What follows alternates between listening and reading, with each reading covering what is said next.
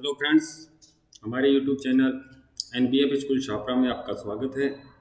मैं दिलीप कुमार शर्मा कक्षा 10 और 12 के लिए राजनीति विज्ञान के कुछ चैप्टर लेकर आया। आज हम पढ़ेंगे लोकतंत्र के बारे में। लोकतंत्र एक शासन प्रणाली है। इससे पहले हम देख लेते हैं विभिन्न शासन प्रणालियों के बारे में। तो विभिन्न शासन प्रणालियां होती हैं राजतंत्र, अधिनायक तंत्र,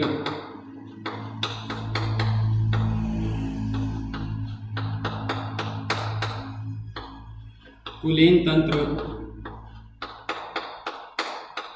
और लोकतंत्र। आज हम लोकतंत्र के बारे में पढ़ेंगे। लोकतंत्र वह शासन प्रणाली होती है जिसमें जनता स्वयं या अपने जनप्रतिनिधियों के द्वारा शासन कार्यों में भाग लेती है। तो देखिए, लोकतंत्र वह शासन प्रणाली होती है जिसमें जनता स्वयं या अपने प्रतिनिधियों के द्वारा शासन कार्यों में भाग लेती है, शासन कार्य करती है। लोकतंत्र दो प्रकार का होता है, एक प्रत्यक्ष लोकतंत्र और दूसरा अप्रत्यक्ष या प्रतिनिधि लोकतंत्र।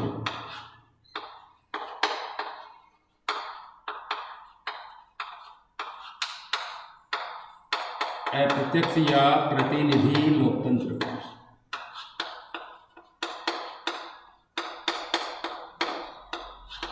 प्रत्यक्ष लोकतंत्र से तात्पर्य है जिसमें जनता स्वयं शासन कार्यों में भाग ले या जनता स्वयं समस्त शासन कार्य करे या शासन के समस्त फैसले करे। अप्रत्यक्ष या प्रतिनिधि लोकतंत्र से तात्पर्य है जिसमें जनता स्वयं शासन कार्य ना करके अपने प्रतिनिधियों के माध्यम से शासन कार्य करती है। अप्रत्यक्ष लोकतंत्र या प्रतिनिधि लोकतंत्र जिसमें जनता स्वयं शासन कार्य ना करके अपने प्रतिनिधियों के माध्यम से समस्त शासन कार्य करती है। प्रत्यक्ष लोकतंत्र वर्तमान में स्विट्जरलैंड के 5 प्रांतों में है जिन्हें कैंटन कहा जाता है। वर्तमान में प्रत्यक्ष लोकतंत्र स्विट्जरलैंड के 5 कैंटनों या प्रांतों में है। इसके अलावा विश्व में जितने भी देशों में लोकतांत्रिक शासन व्यवस्था है वहां अप्रत्यक्ष या प्रतिनिधि लोकतंत्र पाया जाता है। अब बात करते हैं लोकतंत्र। जनता स्वयं या अपने प्रतिनिधियों के माध्यम से शासन कार्य करती है। लोकतंत्र दो प्रकार का होता है, प्रत्यक्ष और प्रतिनिधि या अप्रत्यक्ष लोकतंत्र। प्रत्यक्ष लोकतंत्र वर्तमान में स्विट्जरलैंड के 5 प्रांतों में है और अप्रत्यक्ष या प्रतिनिधि लोकतंत्र विश्व के बाकी सभी लोकतांत्रिक देशों में है। अब लोकतांत्रिक देशों में भी अलग अलग प्रकार की शासन प्रणालियां पाई जाती हैं, जैसे संसदीय शासन व्यवस्था,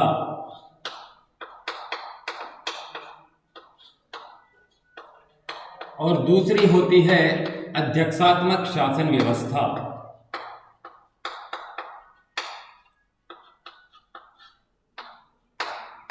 एक होती है संसदीय शासन व्यवस्था, दूसरी होती है अध्यक्षात्मक शासन व्यवस्था।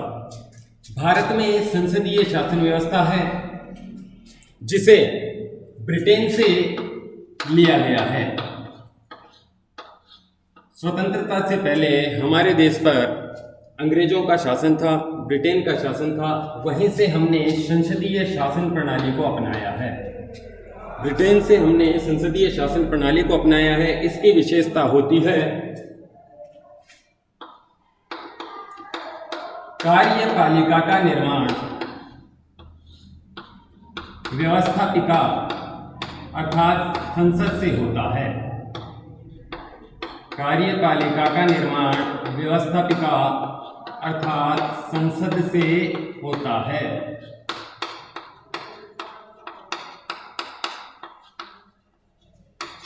इसकी दूसरी विशेषता होती है कार्यपालिका संसद के प्रति उत्तरदायी होती है।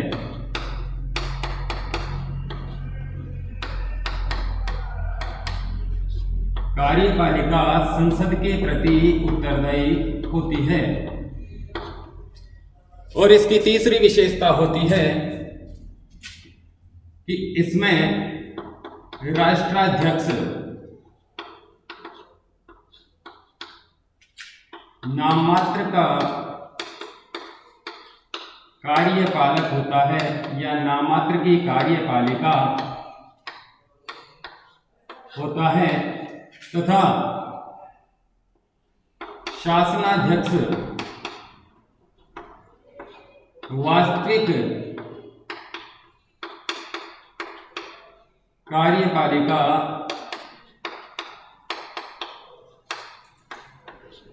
होता है। तो संसदीय शासन व्यवस्था की विशेषताएं हैं, कार्यपालिका का निर्माण व्यवस्थापिका अर्थात संसद से होता है। दूसरी विशेषता, कार्यपालिका संसद अर्थात व्यवस्थापिका के प्रति उत्तरदायी होती है। और तीसरी विशेषता है, राष्ट्राध्यक्ष नाममात्र की कार्यपालिका और शासनाध्यक्ष वास्तविक कार्यपालिका होती है। तो भारत के संदर्भ में अगर बात करें तो राष्ट्राध्यक्ष भारत का है राष्ट्रपति। तो राष्ट्रपति भारत में नाममात्र की कार्यपालिका होती है। और शासनाध्यक्ष अर्थात प्रधानमंत्री और मंत्रिमंडल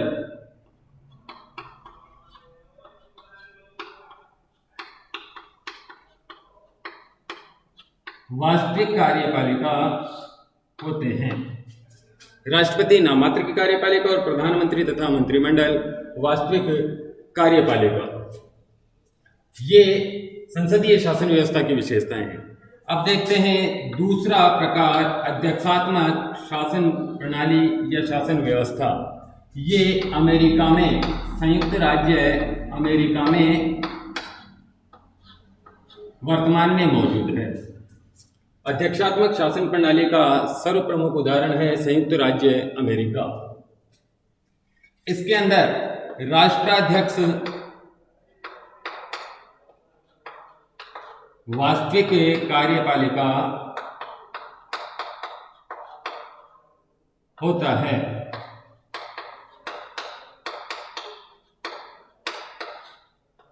तो ये हो गए शासन व्यवस्था के प्रकारों में संसदीय शासन व्यवस्था, अध्यक्षात्मक शासन व्यवस्था। संसदीय शासन व्यवस्था ब्रिटेन से ली गई है भारत के अंदर और इसकी विशेषताएं होती है, कार्यपालिका का निर्माण व्यवस्थापिका अर्थात संसद से होता है। दूसरी विशेषता, कार्यपालिका संसद के प्रति उत्तरदायी होती है। और तीसरी विशेषता यह है, राष्ट्राध्यक्ष नाममात्र की कार्यपालिका और शासनाध्यक्ष वास्तविक कार्यपालिका होती है।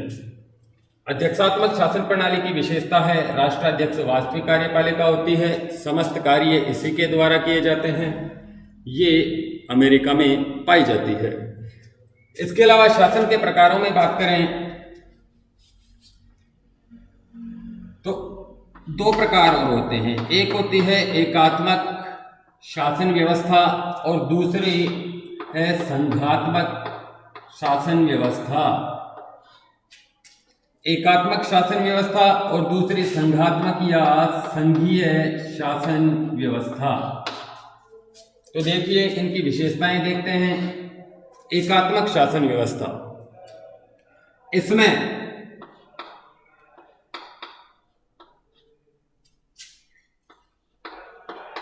एक स्तर की सरकार होती है।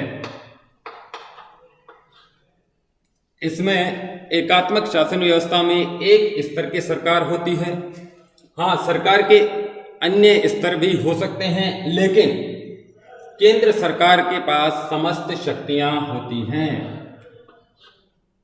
एकात्मक शासन व्यवस्था में एक स्तर की सरकारें होती हैं, अन्य सरकारें भी हो सकती हैं, लेकिन समस्त शक्तियां केंद्र सरकार के पास होती हैं।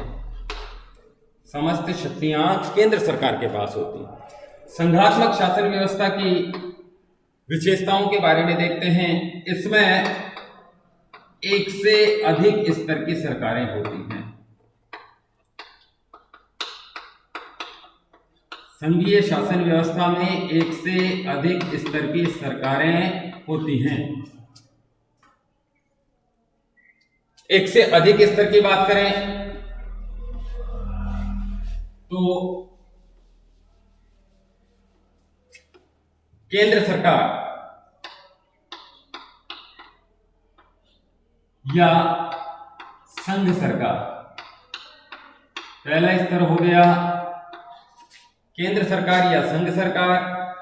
दूसरा स्तर होता है राज्य या प्रांतीय सरकारें,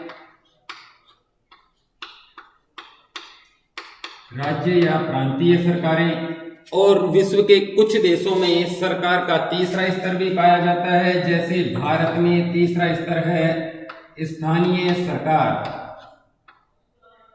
भारत में सरकार का तीसरा स्तर भी पाया जाता है, जिन्हें कहा जाता है स्थानीय सरकार। पंचायती राज व्यवस्था और नगरीय स्वशासन, ये भारत में सरकार का तीसरा स्तर भी पाया जाता है। दूसरी विशेषता होती है एकात्मक शासन व्यवस्था की। यहाँ शक्तियों का केंद्रीकरण होता है। एकात्मक शासन व्यवस्था वाले देशों में शक्तियों का केंद्रीकरण होता है। तो इसके विपरीत संघीय शासन व्यवस्था वाले देशों में या संघीय शासन व्यवस्था में शक्तियों का विकेंद्रीकरण होता है।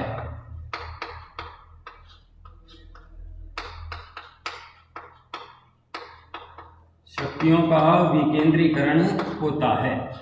शक्तियों के केंद्रीकरण से तात्पर्य है समस्त शक्तियां एक सरकार के पास, केंद्र सरकार के पास होती हैं, केंद्र सरकार के पास निहित होती हैं। शक्तियों के विकेंद्रीकरण से तात्पर्य यह है कि शक्तियां केंद्र सरकार से लेकर के विभिन्न सरकारों को सौंप दी जाती हैं। शक्तियां केंद्र सरकार से लेकर के विभिन्न सरकारों को, राज्य या प्रांतीय सरकारों को, स्थानीय सरकारों को सौंप दी जाती हैं। इसके अलावा सरकार के स्तर से तात्पर्य नहीं है, सरकार के विभिन्न अंगों में भी शक्तियों का बंटवारा कर दिया जाता है, विकेंद्रीकरण कर दिया जाता है। सरकार के विभिन्न अंगों में, सरकार के अंगों से तात्पर्य है सरकार के 3 अंग होते हैं, व्यवस्थापिका, कार्यपालिका और न्यायपालिका।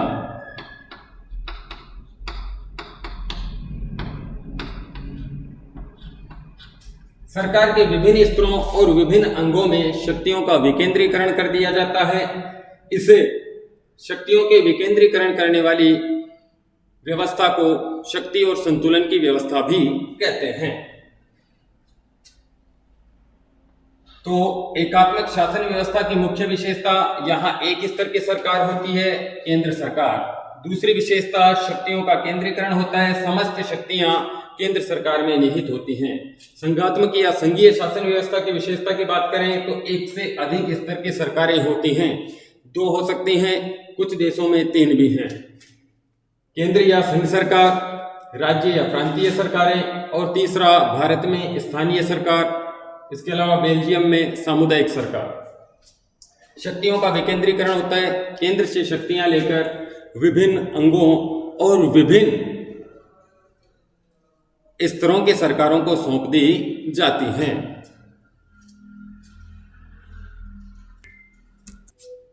एकात्मक शासन व्यवस्था की अन्य विशेषता, शासन के समस्त फैसले केंद्र सरकार द्वारा लिए जाते हैं। शासन के समस्त फैसले केंद्र सरकार द्वारा लिए जाते हैं।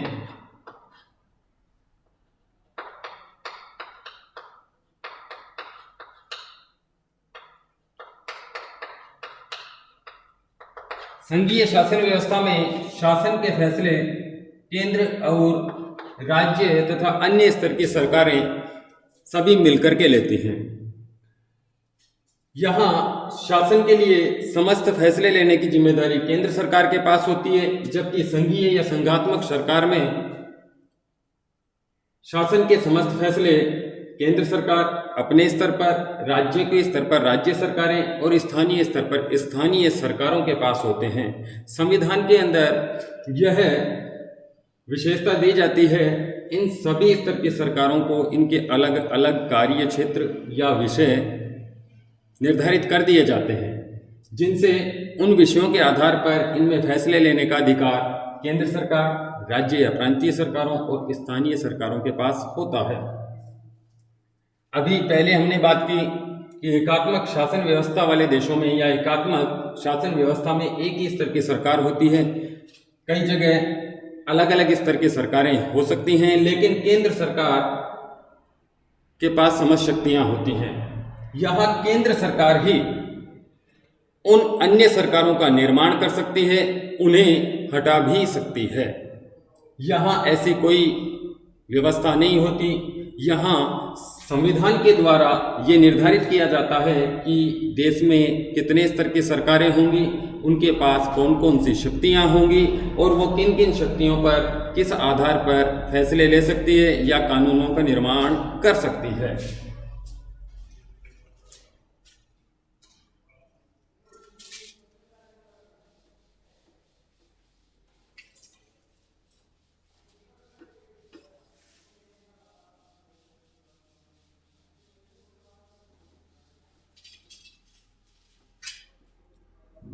अब हम बात करते हैं भारत में संघीय शासन व्यवस्था।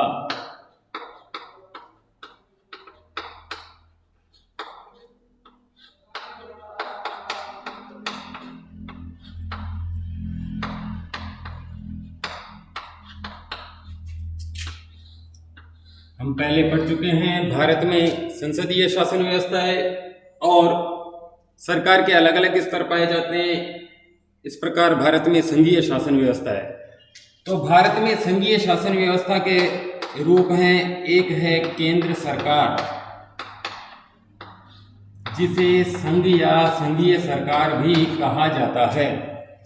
दूसरा है राज्य सरकारें या प्रांतीय सरकारें और तीसरा स्तर है स्थानीय सरकार।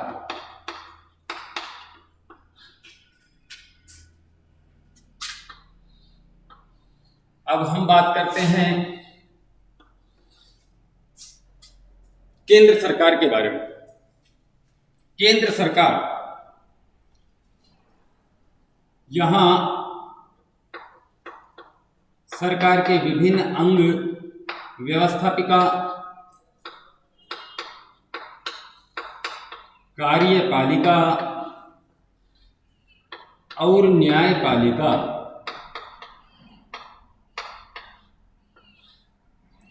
भारत में एकीकृत न्याय व्यवस्था को अपनाया गया है। इकहरी न्यायपालिका या न्याय व्यवस्था को अपनाया गया है। तो सरकार के जो दो अंग बसते हैं, व्यवस्थापिका और कार्यपालिका, ये केंद्र में भी पाए जाते हैं और राज्य सरकारों में भी पाए जाते हैं। केंद्रीय व्यवस्थापिका को संसद कहा जाता है। केंद्रीय व्यवस्थापिका को संसद कहते हैं। कार्यपालिका की बात करें तो राष्ट्रपति, प्रधानमंत्री, मंत्रिपरिषद,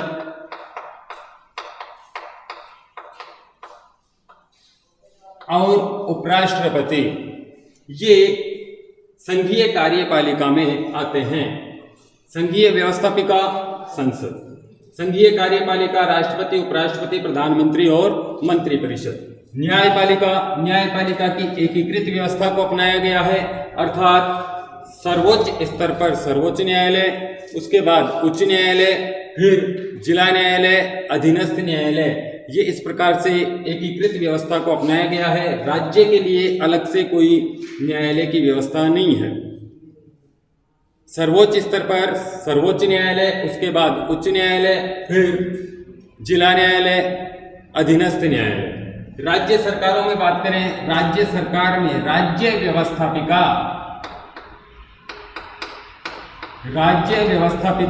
तो यहाँ भी संसदीय शासन प्रणाली को ही अपनाया गया है। राज्य व्यवस्थापिका को कहते हैं विधानमंडल। राज्य व्यवस्थापिका को विधानमंडल कहा जाता है। राज्य कार्यपालिका, तो राज्य कार्यपालिका में राज्यपाल, मुख्यमंत्री और मंत्रिपरिषद शामिल हैं। राज्य व्यवस्थापिका को विधानमंडल कहा जाता है। राज्य कार्यपालिका, राज्यपाल, मुख्यमंत्री और मंत्रिपरिषद राज्य कार्यपालिका में शामिल हैं। केंद्रीय व्यवस्थापिका को संसद कहा जाता है। इसके 3 अंग होते हैं, राष्ट्रपति, लोकसभा और राज्यसभा। सदन 2 होते हैं, लोकसभा और राज्यसभा। इसी प्रकार से राज्य विधानमंडल के भी 3 अंग होते हैं, राज्यपाल, विधानसभा और विधान परिषद। सदन 2 होते हैं, विधानसभा और विधान परिषद। भारत के अंदर राज्यों में भी संसदीय शासन व्यवस्था को अपनाया गया है, इसलिए राज्य व्यवस्थापिका को विधानमंडल कहते हैं। इसके 2 सदन हैं, विधानसभा और विधान परिषद। अंग 3 है, राज्यपाल, विधानसभा और विधान परिषद। कार्यपालिका, राज्यपाल, मुख्यमंत्री और मंत्रिपरिषद। इनके बारे में हम आगे की कक्षाओं में पढ़ेंगे।